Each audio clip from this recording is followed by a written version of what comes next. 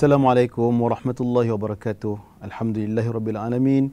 Wassalatu wassalamu ala sayyidina Muhammadin asyrafil anbiya'i wal mursalin wa ala alihi washabihi ajma'in. Alhamdulillah, bersyukur kita kepada Allah Subhanahu wa taala kerana dipertemukan sekali lagi dengan kasih sayangnya dalam rancangan Khairul Ummah edisi Ramadan tahun ini.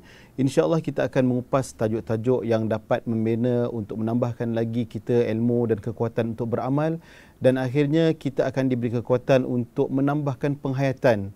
Dengan penghayatan tersebut, moga-moga bila kita beramal akan datang rasa khusyuk, akan datang ada ruh dalam ibadah tersebut sehingga kita dapat mencapai kepada makam takwa yang kita idam-idamkan.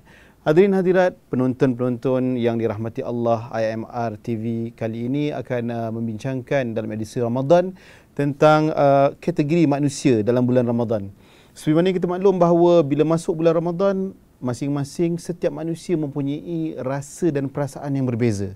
Ada orang dia rasa seronok, ada orang rasa tertekan, ada orang rasa benci, ada orang rasa happy dan berbagai-bagai rasa. Dan kita tengok di sini apabila kita katakan ada orang rasa tak berapa sedap hati ataupun rasa benci, ada beberapa sebab. Antaranya kita tengok yang pertama, dia benci bulan Ramadan datang kerana baginya bulan Ramadan itu menyusahkan. Dia tak suka nak beribadah dan malas untuk beribadah. Ini kategori yang tertolak, bahkan dilarang oleh Allah SWT. Yang kedua, sebab benci ini dia bukan benci pada Ramadan, tetapi dia rasa susah hati datang Ramadan ni apabila dia rasa dia belum ada persiapan yang cukup untuk menyambut Raja segala bulan, yang mana dalam peluang untuk menyambut Ramadan ini dia perlu mempersiapkan segala macam persiapan yang hebat supaya Ramadan yang datang tidak berlangsung dengan sia-sia. Tuan-tuan dan puan-puan dikasihi sekalian, sebab itu dalam kitab Ihya Ulumuddin, Imam Al-Ghazali ada membahagikan golongan-golongan orang yang berpuasa ini kepada 3 kategori. Ini sangat penting untuk menjadi kayu ukur kepada kita supaya kita dapat melihat dalam cermin tentang diri kita, apakah kita berada di kategori pertama, kedua atau kategori yang ketiga. Cuba kita tengok dalam kategori yang pertama disebutkan dalam kitab Ihya Ulumuddin, iaitu yang pertama adalah kategori puasa orang awam ataupun kategori puasa al-umum. Ini disebut juga dengan kategori puasa orang biasa-biasa lah. Orang kata kelas pertama, kelas yang tak ada apa-apa. Jadi apa dia punya ciri-ciri dia? Golongan pertama ini, dia hanya tak makan, tak minum dan juga tidak bersama suami atau isterinya di siang hari pada bulan Ramadan. Setakat itu saja. Tapi anggota badan yang lain-lain seperti kaki, telinga, mata, kepala, akal fikiran, yang lain-lain semuanya tak terlibat dengan puasa. Makna kata dia tidak menahan anggota-anggota lahir yang lain tadi daripada terjebak kepada kemungkaran, daripada dosa-dosa dan daripada tegahan yang Allah telah bagi tahu. Jadi kategori orang ini disebut sebagai orang-orang yang khasirin. Dia jadikan pesta Ramadan sebagai satu pesta untuk juadah, bukan pesta untuk ibadah. Orang-orang macam ni, lifestyle dia siang hari, dia hanya tahu macam mana nak lalukan Ramadan dengan aktiviti-aktiviti yang boleh menyebabkan dia lupa tentang kepenatan dan keboringan bulan Ramadan.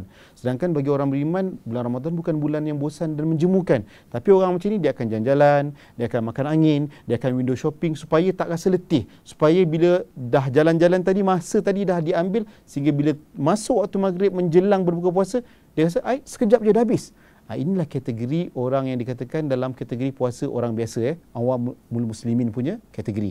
Jadi yang ini dikatakan oleh Nabi, kam min saimin laisa lahu min siyamihi illa al-ju' wal atash. Inilah golongan yang disebut oleh Rasulullah sallallahu alaihi wasallam, golongan orang yang dia puasa saja hanya lapar dan dahaga, tapi tak dapat apa-apa kecuali lapar dan dahaga. Ini kategori orang yang sangat-sangat rugi. Okey, kita masuk kategori yang kedua. Apa dia kategori kedua? Kategori kedua adalah kategori puasa orang al-khusus ataupun puasa orang soleh, ataupun kita boleh bagi tahu puasa VIP. Apa ciri-ciri dia? Dia macam tadi juga yang pertama, cuma dia punya skill dia upgrade sikit. Apa skill upgrade? Maksudnya anggota lahir dia seperti mana kita sebut tadi, hidung, telinga, mata, mulut, akal fikiran dia, hati dia, semua dia dapat kawal daripada melakukan perkara-perkara yang maksiat dan ditegah oleh Allah. Dan ini hanya berlaku pada puasa orang yang soleh. Dan bila mana kita kata kategori puasa orang yang kedua ni bezanya dengan yang pertama tadi. Yang pertama tadi akal fikiran dia dan hati dia hancur. Yang kedua ni akal fikiran dan hati dia tidak masuk ke zon haram, zon tegahan. Dia hanya berfikir pada benda-benda yang harus. Contohnya macam mana? Apa nak beli makanan untuk Ramadan, untuk raya nanti, apa persiapan untuk raya, rumah dia dah siap belum, pakaian dah beli ke belum. Dia perkara-perkara yang harus, yang dibenarkan oleh Allah, tidak masuk kepada zon haram. Ini kategori puasa orang soleh. Dan ini yang dikatakan sebagai man shama ramadhana wa qamahu imanan wa ihtisaban ghufira lahu ma taqaddama min dhanbih. Dan moga-moga puasa yang dipuji oleh Allah ini kita dapat contohi. Kategori yang ketiga, ini yang paling hebat sekali, iaitu kategori puasa VVIP. Siapa dia? Inilah puasa khususul khusus di kalangan orang muqarrabin. Siapa orang ni? Di kalangan para nabi, para rasul, orang soleh, orang-orang wali-wali Allah, para sahabat ridwanullah alaihim. Dan mereka ini adalah radhiyallahu anhum wa ardahum wa razaqana wa ittiba'ahum. Moga-moga Allah merezekikan kita jadi seperti mereka. Mereka ini puasa mereka bukan sekadar lapar dahaga tidak bersama suami atau isteri, tapi merangkumi lahir dan batinnya, tidak langsung terjebak dengan perkara-perkara yang Allah murka, apalagi perkara-perkara yang makruh juga mereka jaga, dan mereka juga tidak terlibat dengan perkara-perkara yang harus, kerana tumpuan fokus utama mereka hanya Allah. Allah, lahir dan batin mereka, puasa mereka hanya untuk Allah. Mereka inilah orang yang rindu dengan Ramadan, umpama pengantin yang sedang merindui pasangan mempelai masing-masing.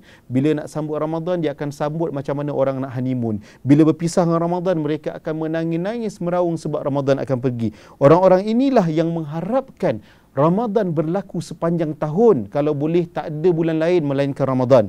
Dan orang inilah yang akan masuk ke dalam syurga, yang disebut sebagai lil jannati babu wa yuqalu lahu ar-rayyan la yadkhuluhu illa as-saimun fa idza dakhalu minhu ughliq.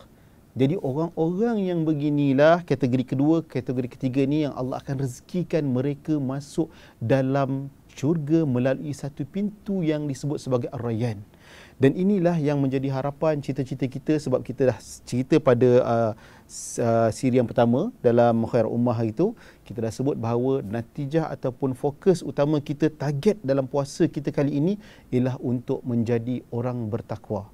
Kita masuk Universiti Ramadan, kita mesti nak tengok kita tidak lagi berada di tahap puasa orang biasa.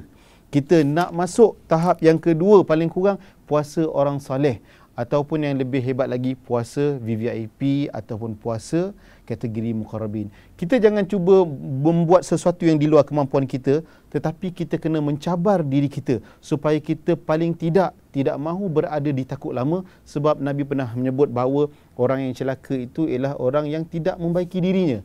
Orang yang berada di tahap yang sama dari hari ke hari, dia makin teruk, makin merudum ke bawah. Sedangkan orang yang hebat, orang yang berjaya, orang yang mulia itu yang sentiasa memikirkan dan berusaha dengan sungguh-sungguh bagaimana nak mencapai daripada satu tahap yang lebih tinggi ke tahap yang lebih tinggi. Dan ini Allah beri peluang kepada kita, khususnya di bulan Ramadan, bulan yang penuh dengan rahmat, bulan yang penuh dengan maghfirah, dan insya-Allah bulan ini jugalah yang akan melepaskan kita daripada azab api neraka, waliya'udzubillah. Moga-moga dengan tips-tips dan panduan yang diberikan pada hari ini, kategori-kategori tadi dapat memberi kita satu petunjuk yang jelas, panduan kepada kita bagaimana kita ingin meletakkan diri kita bukan untuk orang lain, bukan untuk suluh orang lain, tapi untuk suluh diri kita. Moga-moga kita berjaya pada tahun ini untuk menjadi graduan-graduan bertakwa dalam Universiti Ramadan tahun ini. Sekian saja. Wabihi wallahu alam. Wassalamualaikum warahmatullahi wabarakatuh.